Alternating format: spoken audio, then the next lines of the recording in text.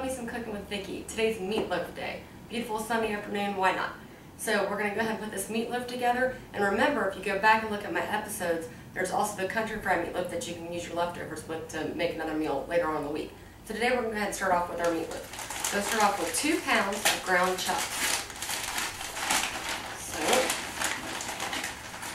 put this in the bowl. Hold on to me. Then we're going to doctor it up. I've got 2 eggs here that I'm just going to whisk up a little, break it up a little with a fork.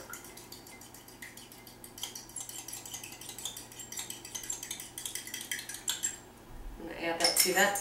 Usually the rule of thumb is if you're using 1 pound of ground beef, 1 egg. 2 pounds of ground beef, 2 eggs. And then we're going to go ahead and add just a little bit of chopped parsley. I said it's about 2 tablespoons that I chopped a fresh Italian parsley myself. Add that to it. 1 small onion. Believe it or not, this is 1 small onion, but I diced them up really tiny this time. So I just wanted them to be little bitty pieces of onion. And everything goes in raw and comes out cooked. And then 1 green bell pepper that I did the same thing, same kind of cut, just a little bit diced finely. Put that in here.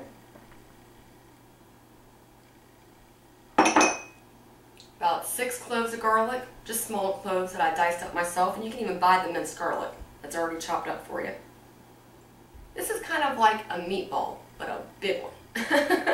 So, a big meatball loaf. So now we're going to add a little bit of Worcestershire. I'm using the rest of my bottle, so I'd say that's about a tablespoon. And I'm going to add a little bit of tomato paste. I'm not going to add ketchup to this. I will to the sauce that we're going to put on top that basted it, but not to here. I want everything to kind of, I don't want it to be oozy, so I want kind of thick liquids in here, minus the Worcestershire, although that's kind of thick for its texture. Alright, get a little bit of that in there. And now we're going to add some breadcrumbs. Now my mom used oatmeal, okay, there's nothing wrong with that, but I like the panko breadcrumbs, and I'm just going to use, like I said before, we're cooking, not baking, so just use your eye, and I'm going to use probably about ½ a cup. That looks good. And now we're going to get on with our seasoning. So a little bit of salt. Like I said, just eyeball it. Sprinkle it. A little bit of garlic powder, because you know how I love me some garlic. I'm going to flavor this with a little bit of onion powder. Like I said, don't waste your time measuring. Just cook like your mama did. And a little Italian seasoning.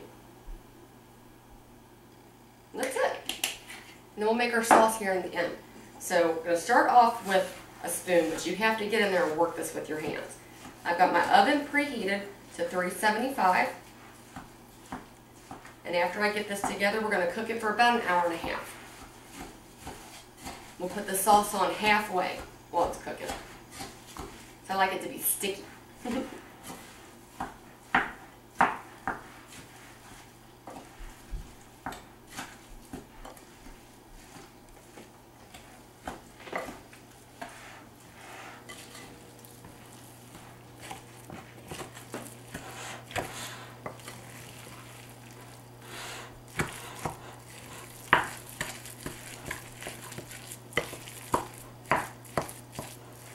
I don't know if you guys can see or not, but if you can tell, sometimes the peppers leak a little fluid and the onions have their juice and stuff. I mean, I should say juices, but they leak, and that's why I don't want to use too many wet ingredients in here.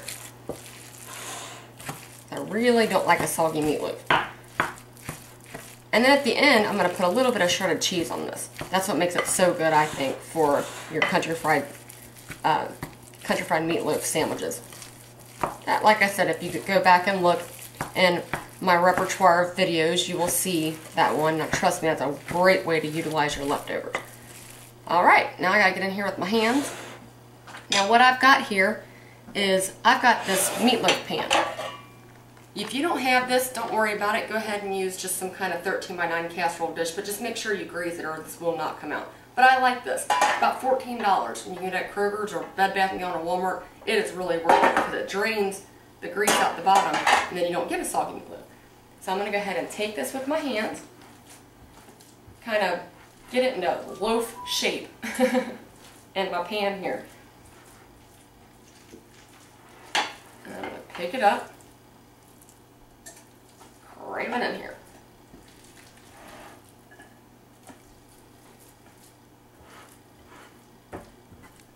Like I said, it's like just a big old meatball.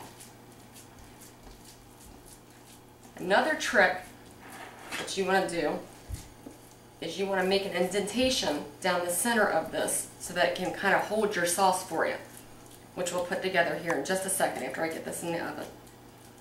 So I've got it all pressed in.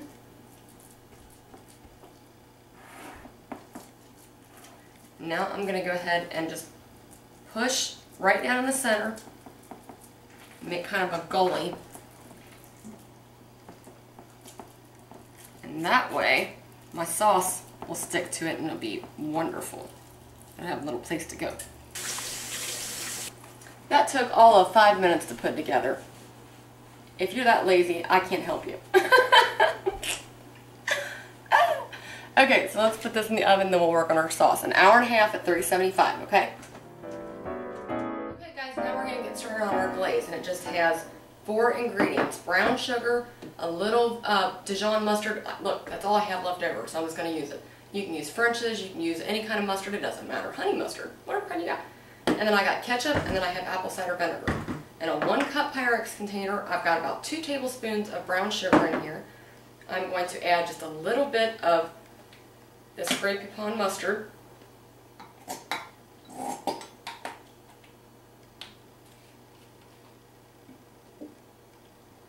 Which is all of a tablespoon. And now I'm going to add about half a cup of ketchup.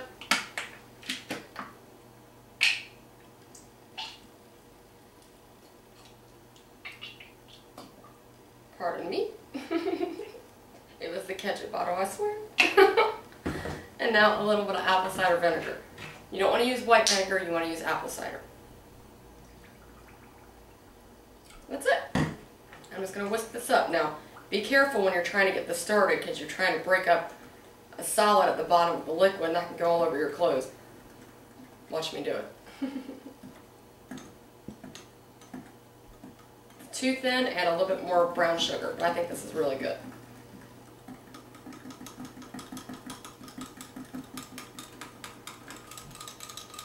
Alright. Now I'm just going to taste it.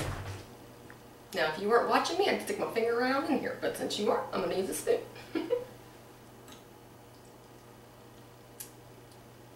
That is really good. That is tangy. Oh, that cheese on top, that is going to be beautiful. I'm glad my family loves me because this is going to be an awesome meal. So I'll see you guys back here in about an hour and a half. Alright guys, look at how pretty this meatloaf is. Now I went ahead about 20 minutes after it was cooking. It's been in there about an hour. About 20 minutes after it started cooking, I basted it with my sauce that we made. And the reason I did it like that was because I wanted it to get kind of brown and crispy before I put the sauce on. I didn't want the sauce to permeate the meat and then it kind of went in. I wanted it to be on top. So I'm going to put a little bit more on top, just a little bit. And now it only has about, I'd say, 5 more minutes to go. This is not your mama's meatloaf. Now I love and respect my mama and she makes a darn good meatloaf. But what I like about this is I make sandwiches with it like I've said before. So what I'm going to do is I'm going to put a little nacho taco cheese on top, and then as soon as that gets brown and bubbly, I'm going to pull it out, let it sit for about 20 minutes, and then dinner's done. Just to make better tasting sandwiches later in the week. Just a little bit.